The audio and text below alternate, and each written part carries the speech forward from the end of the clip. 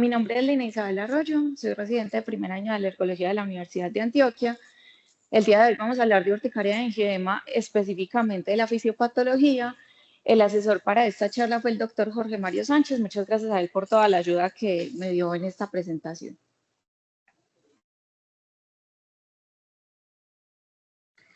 Bueno, primero vamos a hablar un poquito de historia, específicamente de la historia de la urticaria crónica espontánea.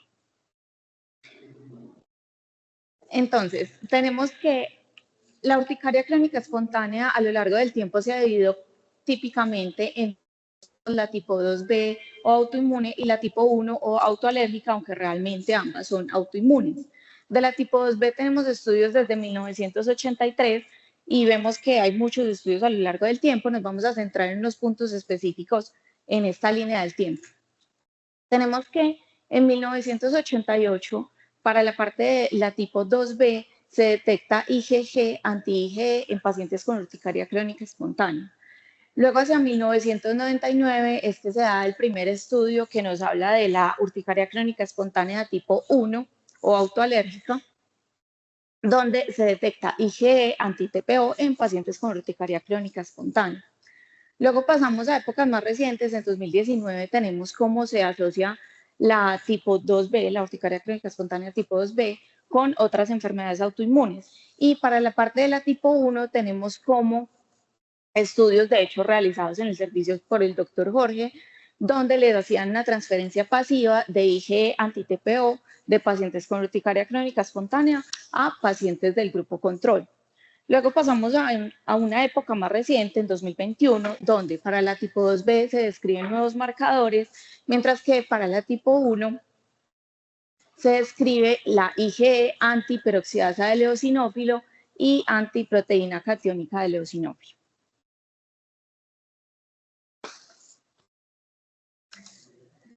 Bueno, hablando un poco de la epidemiología a nivel mundial, decimos que la urticaria crónica espontánea afecta del 1 al 3% de la población mundial, dependiendo del estudio que leamos, y la urticaria aguda afecta al 20% de la población en algún momento de su vida. Se dice que de 10 pacientes que presentan urticaria aguda, uno va a progresar a una urticaria crónica. Y la duración de la enfermedad, hablando de la urticaria crónica, es de 55% dura más de 5 años y 27% dura más de 20 años. Esta enfermedad, aclaramos que afecta más a mujeres en la tercera a quinta década de la vida. En cuanto a epidemiología local, realmente no tenemos un buen estudio que se haya hecho en Medellín sobre la epidemiología de esta enfermedad. Tenemos este estudio que se hizo en Cartagena en 2017, que nos podría mostrar un poco de cómo están los datos en el país. Entonces, lo que se hizo, bueno, pero tiene ciertas limitaciones. Fue un estudio con pocos pacientes, se realizó por medio de encuestas y en centros donde se atienden enfermedades alérgicas, entonces quizás esté sobreestimando la enfermedad. Pero entonces se tomaron pacientes de 1 a 58 años que asistieron a centros de atención en Cartagena, que como les decía, atendían enfermedades alérgicas. Se les hizo encuestas a un total de 547 pacientes y encontraron una prevalencia de urticaria de 7.1%. De estos, 51.2% correspondían a urticaria crónica y 48.7% correspondían a una urticaria aguda, y con un predominio mayor en el sexo femenino, con un 53.8% de mujeres afectadas. Y un dato muy importante que no podemos pasar por alto es que de todos los encuestados, de los que salieron con urticaria crónica, el 46.1% comentaron que esta condición les había afectado de alguna manera su calidad de vida. Bueno, y ahora para hablar un poquito de cómo afecta esta condición, les quise traer este estudio que se hizo en vía real el año pasado en Estados Unidos. Se tomó una muestra muy grande de pacientes, 264.680 pacientes con urticaria crónica espontánea y la misma cantidad de pacientes control. Y se vio la mortalidad en estos pacientes. Pues resulta que los primeros 3 meses los pacientes con urticaria crónica espontánea tenían 2 veces mayor mortalidad comparado con el grupo control. y también tenían mayor mortalidad en el seguimiento a 12 meses y a 60 meses. ¿Y cuáles eran las causas de muerte en estos pacientes? Pues vemos un dato muy impactante y es que la primera causa de muerte en estos pacientes que encontraron en este estudio fue el suicidio, con un riesgo 3 veces mayor en los pacientes con urticaria crónica espontánea comparados con el control. Luego pasamos a ver las otras causas de muerte y nos dicen enfermedades cardiovasculares, enfermedades renales, diabetes mellitus y neoplasias, específicamente las neoplasias hematológicas. Entonces, este estudio fue retrospectivo, nos muestra solamente una asociación, necesitaríamos otros estudios, si sí hay una causalidad en estas condiciones con la urticaria crónica espontánea. Pero nos abre un panorama muy impactante sobre esta enfermedad. Bueno, en cuanto a la clasificación, la podemos clasificar en aguda y crónica. Aguda, aquella que dura 6 semanas o menos, más frecuente por procesos infecciosos y más frecuente en niños. Mientras que la crónica es aquella que dura más de 6 semanas y la podemos dividir en espontánea o inducible.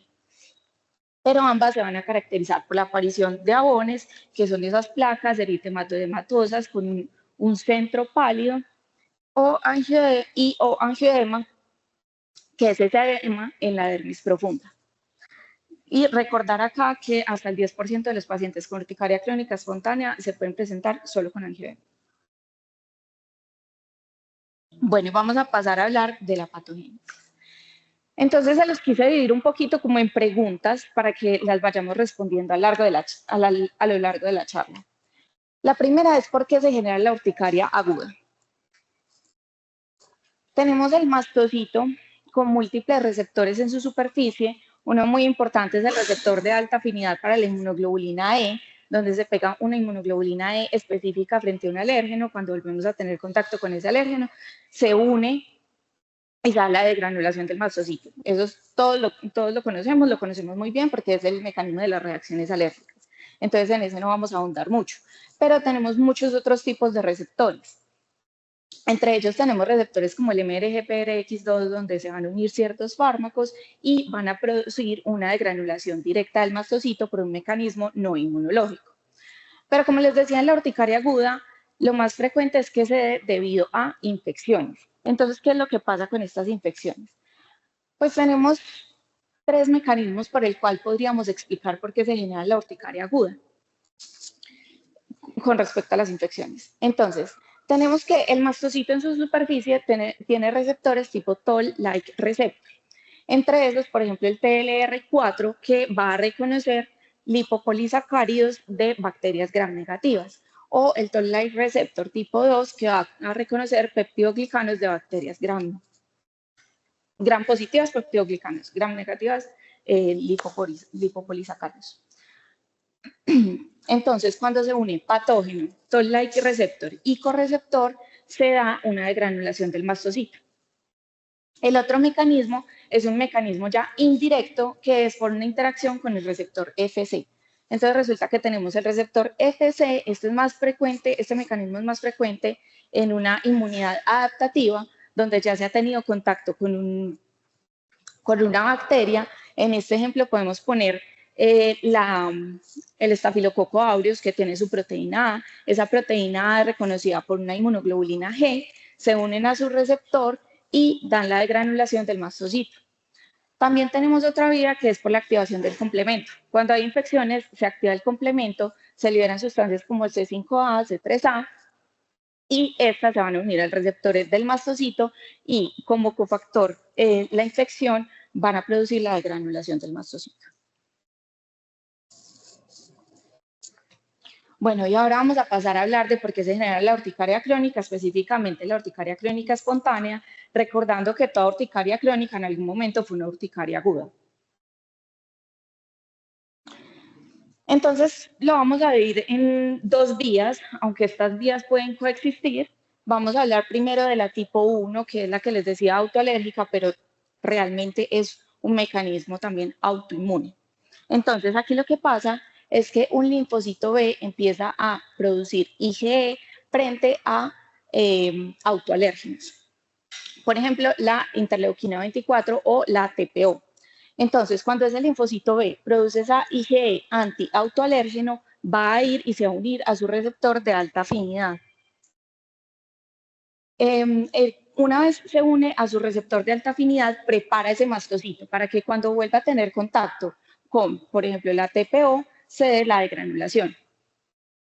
Además de esto, se tiene que dar algo que se llama crosslinking, que lo vamos a explicar más adelante, qué es lo que causa ese crosslinking. Pero lo que sucede ahí es, hay varios receptores con inmunoglobulina E y con el alérgeno, con el autoalérgeno en este caso. Además de eso, cuando el linfocito B se activa, también va a estimular otras células del sistema inmune, como el linfocito T. El linfocito, entonces, en respuesta, va a producir interleuquinas 4, 5 y 13, que van a reclutar otras células, que más adelante las vamos a hablar, específicamente eosinófilos y basófilos. Cuando el mastocito se ve activado, se da la degranulación, nos produce los síntomas, hasta ahí no tenemos ninguna confusión, pero también tenemos otros mecanismos contrarreguladores. Tenemos un receptor que se llama Siglec. Este Siglec lo que hace, contrario a todos los que hemos hablado anteriormente, va a inhibir la degranulación del mastocito. Entonces, de hecho, se ha estudiado como un blanco terapéutico para los pacientes con urticaria crónica espontánea. Bueno, ¿y qué es lo que pasa a nivel intracelular? Tenemos que cuando hay varios conjuntos de receptor, inmunoglobulina E y autoalérgeno, se da el crosslinking. Ese crosslinking activa una vía de señalización intracelular. Lo que hace es que se fosforile la tirosinquinasa. Esa tirosinquinasa fosforilada va a ir y va a fosforilar el GAP2. El GAP2 va a ir y va a actuar sobre el fosfatil inositol 3 quinasa. Ese fosfatil inositol 3 quinasa va a interactuar con la tirosinquinasa de Bruton. Y esta tirosinquinasa de Bruton lo que va a hacer es que genere un influjo de calcio intracelular para que se dé la degranulación del mastocito. Por acá tenemos otra que vemos, bueno, es que no se ve muy bien, se ve un poquito borroso, pero ahí tenemos un paso donde actúa la SHIP1, que lo que hace es bloquear esta cascada, pero no totalmente, sino para regular y que la respuesta no sea descontrolada. Bueno, ¿y qué estudios tenemos que nos respalden el mecanismo autoalérgico? Tenemos este que es el que les comentaba que se hizo en 2019 a cargo del doctor Jorge, donde se tomaron pacientes con urticaria crónica espontánea, pacientes con enfermedad tiroidea autoinmune y un grupo de controles. A estos pacientes se les hizo evaluaciones de IgE total, IgE anti-TPO e IgG anti-TPO. Además de esto, se les hizo pruebas cutáneas y el test de activación de basófilos. El objetivo de los investigadores era evaluar si la tiroperoxidasa podía inducir urticaria en la piel de pacientes con IgE anti-TPO y si su respuesta podía ser transferida a sujetos sanos. Y entonces, ¿qué encontraron? Cuando evaluaron los niveles de IgE anti-TPO, se encontró que los pacientes con urticaria crónica espontánea la tenían positiva en un 34%, los pacientes con enfermedad tiroidea autoinmune la tenían en un 16.6% y los pacientes control la tenían positiva en un 8.1%. Entonces, si vemos esto, podríamos pensar, listo, la IgE anti-TPO puede ser un marcador para esta enfermedad, pero veamos cómo están distribuidos los datos y vemos que una gran cantidad de pacientes con urticaria crónica espontánea no alcanzan a positivizar la IgE anti-TPO. Entonces, esto nos está indicando que tristemente no es un marcador específico para esta condición. Además de esto, como les decía, hicieron pruebas cutáneas en estos pacientes. Entonces, les hicieron prick test e intradérmicas. ¿Qué encontraron en el prick test? 12% de los pacientes con urticaria crónica espontánea salieron positivos al prick test con la TPO y ningún paciente que tenía enfermedad tiroidea autoinmune ni los controles salieron positivos en el prick test. Cuando pasaron a hacer las pruebas intradérmicas, entonces esto cambió un poco. Encontraron que el 18% de los pacientes con urticaria crónica espontánea salieron positivos, pero un 3% de los que tenían enfermedad tiroidea autoinmune salieron positivos, es decir, un solo paciente, y de los controles un 8% salió positivo. Luego, ¿qué hicieron? Tomaron 2 pacientes del estudio que eran del grupo control. Es decir, se les había hecho PRIC e intradérmica con la TPO y esta había sido negativa. Pues a estos pacientes se les aplicó suero de pacientes con urticaria crónica espontánea. Eso quiere decir que también se les estaba aplicando IgE que estaba respondiendo a esa TPO. Entonces, a las 24 horas les vuelven a repetir las pruebas cutáneas y resulta que ya hacían una positivización del PRIC y de la intradérmica. Esta respuesta positiva, de hecho, duró alrededor de 4 semanas, pero a las 8 semanas ya estos pacientes no estaban respondiendo, es decir, que era una respuesta temporal. Y entonces esto nos está indicando que la TPO, la IgE y la IgE anti-TPO sí tienen un papel importante en esta enfermedad. No en todos los pacientes, pero sí en un grupo de pacientes. Ahora vamos a pasar a hablar de la que es la tipo 2B o la autoinmune. Entonces, en esta lo que pasa es que se produce IgG antirreceptor de alta afinidad o IgG antiinmunoglobulina E. Decimos IgG, pero ya más adelante vamos a aclarar que no es solo IgG. Esto es solamente para explicarles lo del ejemplo. Entonces, tenemos el receptor de alta afinidad en la membrana del mastocito y ahí se va a unir la IgG contra la inmunoglobulina E o contra el receptor de alta afinidad. Cuando se unen varios de estos, se vuelve a producir un cross-linking y eso activa la vía de señalización intracelular, igual que como lo veíamos anteriormente. Se libera la histamina, lo que nos va a producir los síntomas del prurito, el angioedema y los sabones. Pero además de eso, se liberan otras sustancias. Se liberan sustancias como el TNF y la prostaglandina D2. Estas van a actuar en otros receptores, por ejemplo, la prostaglandina D2 va a actuar en el CRPH2, que va a estimular también nuevamente ese mastocito. Entonces se vuelve un círculo vicioso donde se producen más sustancias que activan aún más el mastocito y perpetúan la inflamación. Además de esto, el eosinófilo, que es reclutado por la interleuquina 5 que habíamos comentado anteriormente por el linfocito T, va a liberar proteína básica mayor y peroxidasa del eosinófilo, que van a ir y van a actuar en el receptor MRGPRX2.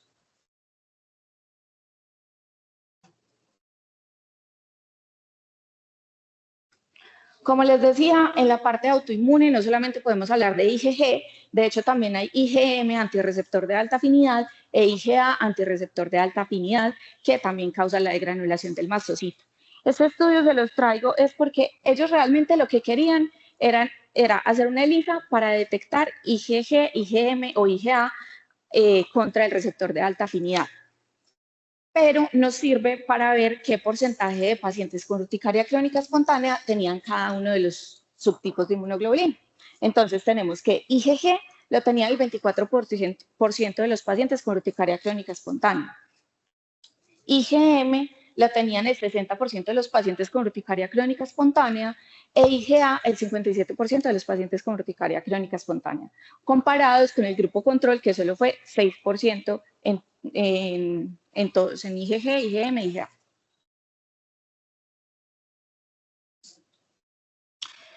Bueno, y ahora vamos a hablar de si tenemos algún marcador predictor para saber si un paciente va a progresar con urticaria crónica espontánea. Pues realmente hasta el momento no tenemos ningún marcador que claramente nos defina qué paciente con urticaria aguda progresa a urticaria crónica espontánea.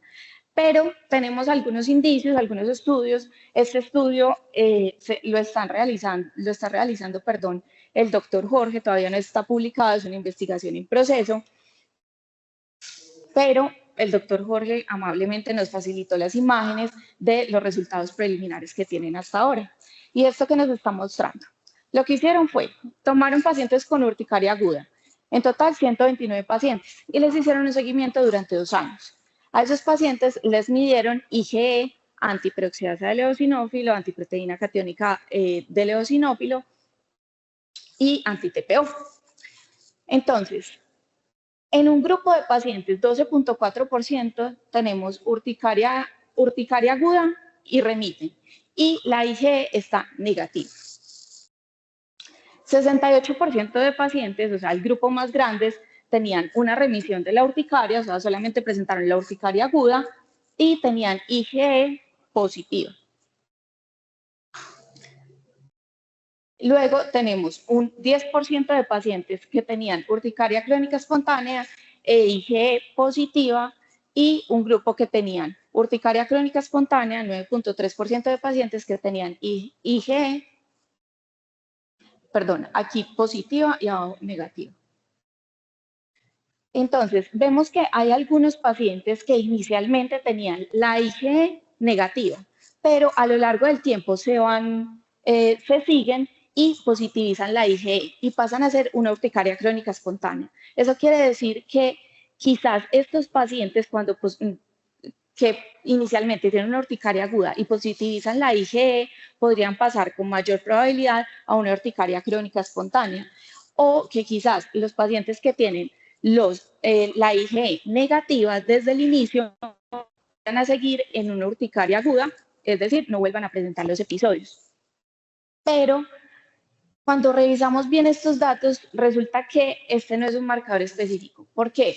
Resulta que el 52% de los pacientes presentó urticaria crónica espontánea e IgE positiva, pero una gran cantidad de pacientes, es decir, un 48% de los pacientes presentaba IgE negativa, es decir, es un 50-50. Entonces, realmente estos datos son un poco complejos que los interpretemos para decir qué es un marcador, para predecir qué pacientes van a progresar a urticaria crónica espontánea. Igualmente tenemos que esperar cuáles son los resultados finales de esta investigación para ver a qué podemos llegar. Bueno, ¿y cuál es el papel del MRGPRX2 en los pacientes con urticaria crónica espontánea? Entonces tenemos que los mastocitos cutáneos tienen en su superficie receptores X2 acoplados a proteína G relacionada con MAS, es decir, MRGPRX2.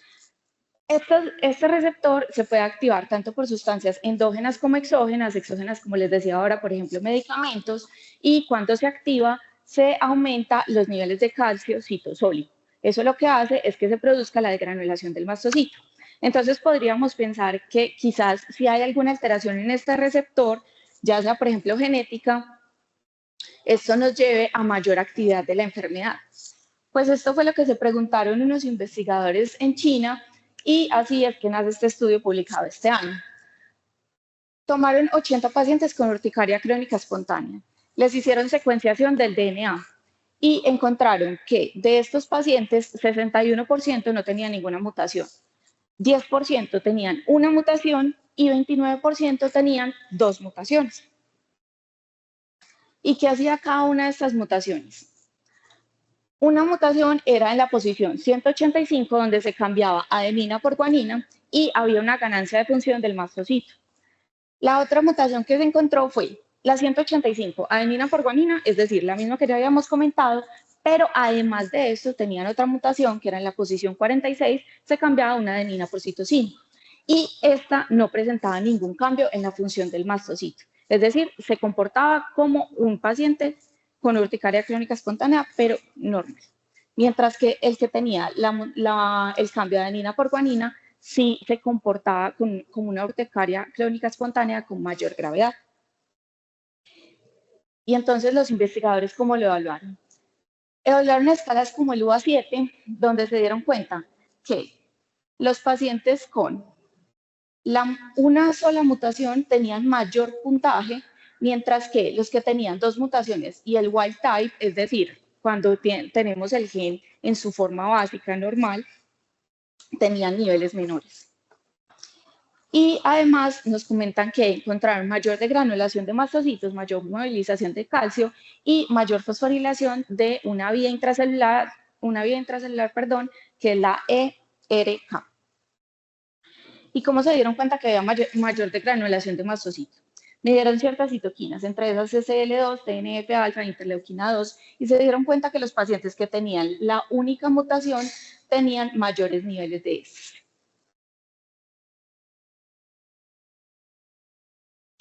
Bueno, y entonces si el MRGPRX2 es importante en esta enfermedad, ¿será que cuando hacemos un antagonismo de ese receptor mejora la enfermedad.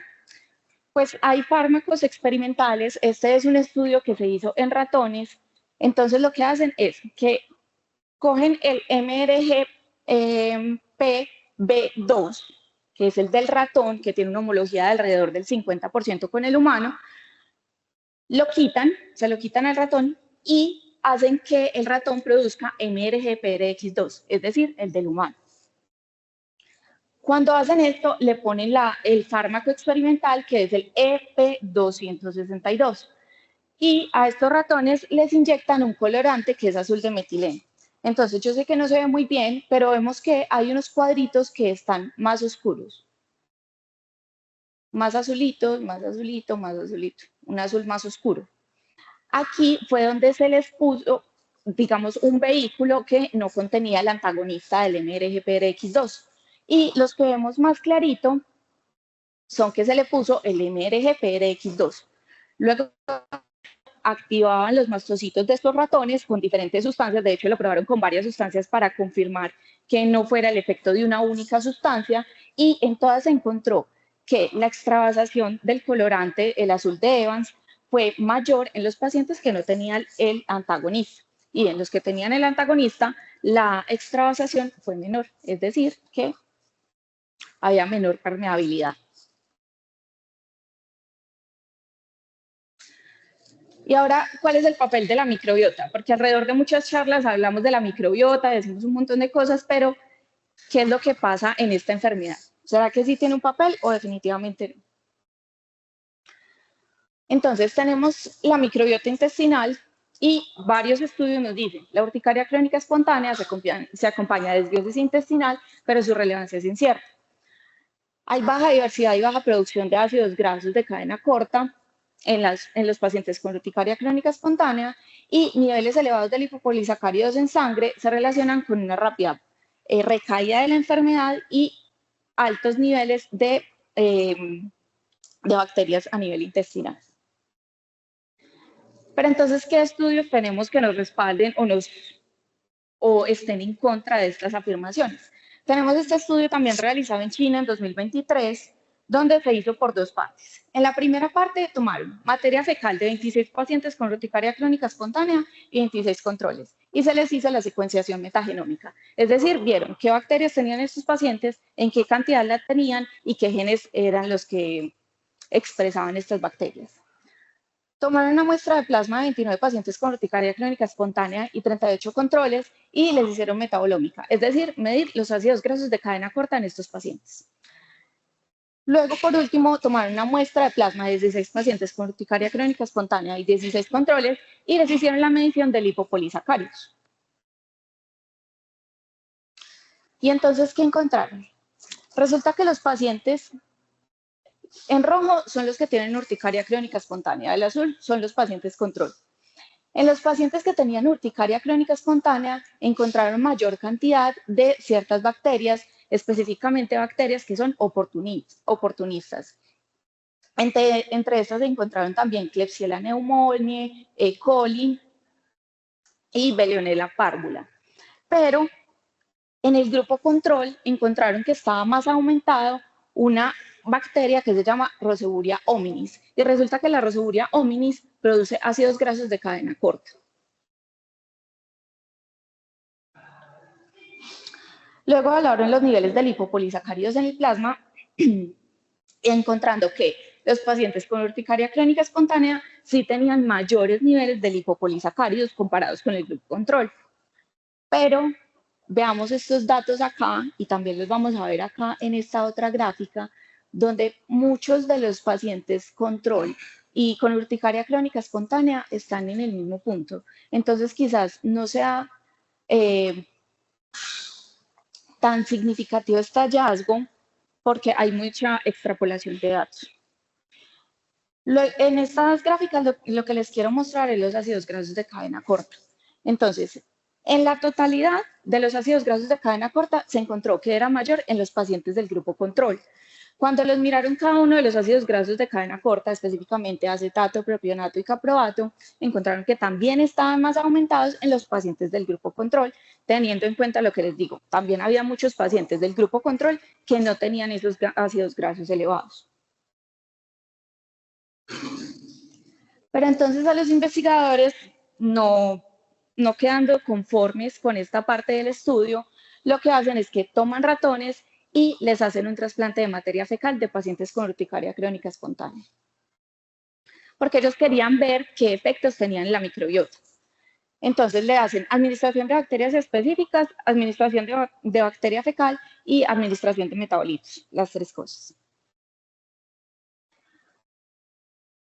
Bueno, y les comento, estos ratoncitos fueron sometidos a un régimen estricto de antibióticos durante 2 semanas para que no tuvieran ningún tipo de bacteria para el trasplante de materia fecal. Entonces, lo que encontraron fue que los ratones trasplantados con microbiota de pacientes con urticaria crónica espontánea presentaron 70% más permeabilidad. Acá estamos hablando de permeabilidad de vasos sanguíneos, no estamos hablando de permeabilidad intestinal para que nos quede bien claro. A estos ratoncitos, también como en el otro estudio que les comenté, con el colorante azul de Evans, hacían que los mastocitos se degranularan y veían el paso del colorante. Entonces vemos que en los pacientes con urticaria crónica espontánea, el paso o la permeabilidad fue mayor, en los que se les hizo pues el trasplante de materia fecal. Además de esto, tenían 240% más de granulación de mastocitos los pacientes que se les había hecho el trasplante de materia, bueno, los ratones a los que se les había hecho el trasplante de materia fecal. Además de esto, a los que se les hizo el trasplante tenían unos niveles en plasma de lipopolisacáridos mucho más elevados comparado con los otros grupos. Grupo control, pacientes con urticaria crónica espontánea y pacientes a los que no se les había, bueno, ratones a los que no se les había hecho el trasplante de materia fecal. Entonces los investigadores llegan a una conclusión. Tenemos pacientes con disbiosis que generan urticaria crónica espontánea porque tienen predominio de ciertas bacterias que producen lipopolisacáridos. Esos lipopolisacáridos causan un daño del epitelio intestinal, por esto estos lipopolisacáridos alcanzan los vasos sanguíneos y una vez en los vasos sanguíneos llegan a sitios como la piel. En la piel encuentran el mastocito y se unen al receptor tipo TOL4, que recuerdan que yo les había dicho que el TOL4 reconoce lipopolisacáridos. Y esto lleva a la degranulación del mastocito.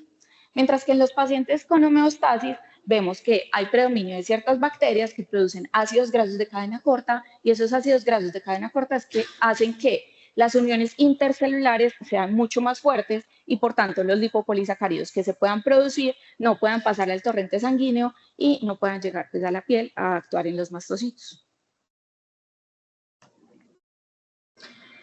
Bueno, y también vamos a hablar entonces de otros tipos de urticaria, porque como les decía, tenemos urticaria crónica espontánea y tenemos la urticaria crónica inducible, donde tenemos un mecanismo externo que la está desencadenando. Por cuestiones de tiempo, pues no vamos a hablar de todas las urticarias inducibles, pero vamos a hablar de una que es muy rara y de una que es mucho más frecuente. Una muy rara, la urticaria solar. De la urticaria solar, lo que se ha estudiado es que en la piel tenemos cromóforos cutáneos. Los cromóforos cutáneos son sustancias que absorben la luz, ya sean rayos UVB, UVA o luz visible. Cuando esa luz visible cuando esos rayos atraviesan la piel y llegan a los cromóforos cutáneos, lo que puede pasar es que este cromóforo se empiece a comportar como una alergia. Entonces se haga un reconocimiento por parte de la IgE y ese cromóforo vaya, se une al receptor de la IgE y libere los mediadores, es decir, se haga la degranulación del mastocito y por tanto nos lleve a los síntomas de la urticaria. Por otro lado, tenemos la urticaria colinérgica. En condiciones normales, el nervio simpático lo que hace es producir acetilcolina. Esa acetilcolina va a ir a unirse a su receptor M3 en la glándula endocrina, productora pues, de sudor. Se produce el sudor y este se transporta a través de los conductos sudoríparos. Eso en condiciones normales. Pero para explicar la urticaria colinérgica tenemos dos mecanismos, uno directo y uno indirecto. Primero vamos a hablar del indirecto, en donde lo que pasa es, se produce el sudor, es decir, toda esta vía que veíamos del nervio simpático está bien, está completamente sana, pero hay una obstrucción de los conductos sudoríparos. Entonces se empieza a acumular sudor. Esa acumulación de sudor hace que la IgE empiece a reconocer un antígeno del sudor. ¿Qué antígeno? No lo tenemos muy claro. Hay estudios que hablan de la malasepsia globosa. ¿Por qué? Se ha encontrado que la malasepsia globosa, que es normal en la piel de todos los humanos, esté más expresada en pacientes con urticaria crónica espontánea. Pero realmente de esto no hay ningún estudio contundente.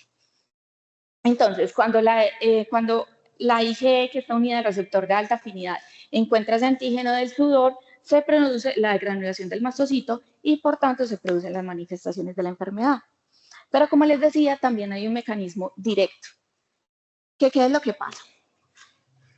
La primera gráfica es en condiciones normales, es decir, una persona completamente sana.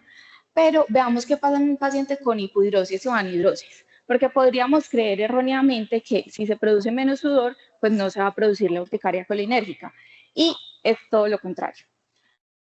El nervio simpático produce la acetilcolina. La acetilcolina va a unirse a ese receptor en la glándula sudorípara, pero resulta que los pacientes con anhidrosis o hipodrosis tienen menor cantidad de receptores M3 en la glándula sudorípara, por tanto se produce menos sudor. Pero ahora tenemos otro problema y es que hay una cantidad de acetilcolina que queda libre. Esa cantidad de acetilcolina que queda libre va a unirse a otro receptor que encuentre. Entre esos, el receptor CHRM3 del mastocito. Cuando se une a ese receptor, produce la degranulación del mastocito y, por tanto, lleva las manifestaciones de la urticaria colinérgica.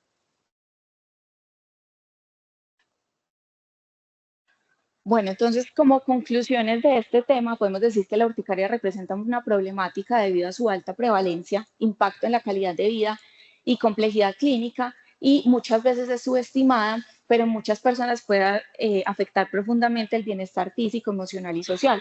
Entonces, debido a su naturaleza heterogénea, es muy importante un correcto diagnóstico y un tratamiento terapéutico individualizado, que hasta el momento no lo podemos hacer de una forma muy específica, pero espero que a futuro sí lo podamos hacer. Lo otro es que la piel es el órgano más grande del cuerpo, es un sitio crítico para diversos procesos inflamatorios, entre esos la urticaria, y conocer la fisiopatología es esencial para tratar de descubrir otras estrategias terapéuticas. Y la microbiota intestinal podría desempeñar un papel clave en la urticaria crónica espontánea, al alterar la inflamación y al tener un cambio en las bacterias y sus productos. Entonces, quizás en un futuro, alterar la microbiota podría ser un blanco terapéutico para la urticaria crónica espontánea.